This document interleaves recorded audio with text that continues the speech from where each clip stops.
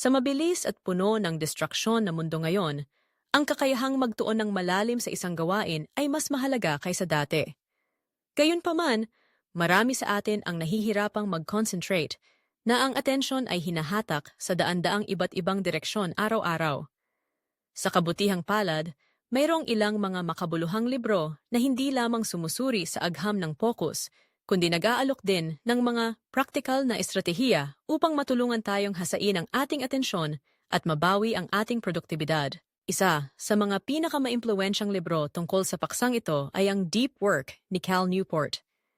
Pinapaliwanag ni Newport na ang kasanayan sa deep work, ang kakayahang mag-focus ng walang istorbo sa isang gawaing nangangailangan ng matinding pag-iisip, ay nagiging bihira at napakahalaga sa ating ekonomiyang nakabatay sa impormasyon.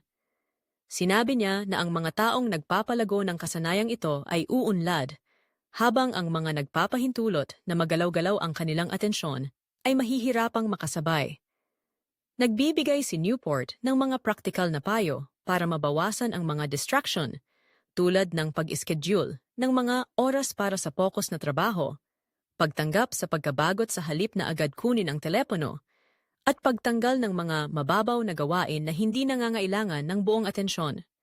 Sa pagsunod sa kanyang mga estratehiya, unti-unting matuturuan ng mga mambabasa ang kanilang isipan na magtrabaho ng malalim at makalikha ng mataas na kalidad na mga resulta. Isa pang mahalagang basahin ay ang Focus, The Hidden Driver of Excellence ni Daniel Goleman. Kilala si Goleman sa kanyang pag-aaral tungkol sa emotional intelligence at tinatalakay niya ang neuroscience sa likod ng atensyon. Inilalarawan ang iba't ibang uri ng focus, tulad ng panloob, sa iba at panlabas na focus, at kung paano ang bawat isa ay nakakatulong sa tagumpay sa buhay at trabaho. Binibigyang diin niya ang kahalagahan ng mindfulness at self-awareness bilang mga pundasyon para sa matagal na konsentrasyon. Pinag-aaralan din ni Goleman kung paano ang ating mga digital na aparato, patuloy na mga notification, at kultura ng multitasking ay nagpapahina sa ating kakayahang mag-focus. Pinapayo niya ang pagpapalakas ng atensyon sa pamamagitan ng mga mindfulness exercises, paggawa ng isang gawain lamang sa isang pagkakataon, at pagtatakda ng malinaw na mga hangganan sa teknolohiya. Para sa mga interesado kung paano nakakaapekto ang mga gawi sa ating kakayahang mag-concentrate, ang Atomic Habits ni James Clear ay isang mahusay na sanggunian. Bagamat hindi ito eksklusibong tungkol sa focus, ipinapakita sa libro ni Clear kung paano ang maliliit at paunti-unting pagbabago sa ating araw-araw na gawain ay maaaring magdulot ng kahangahangang pag-unlad sa ating kakayahang mag-concentrate. Ipinaliwanag niya kung paano lumikha ng kapaligiran na sumusuporta sa focus sa pamamagitan ng pagtanggal ng mga tukso at pagpapadali ng mga nais na gawain.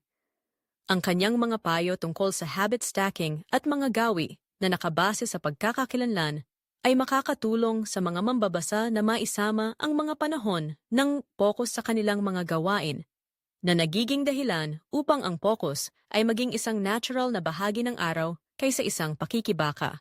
Ang Indistractable ni Nir Eyal ay gumagamit ng makabagong pamamaraan sa hamon ng pananatiling nakatuon sa panahon ng patuloy na konektibidad.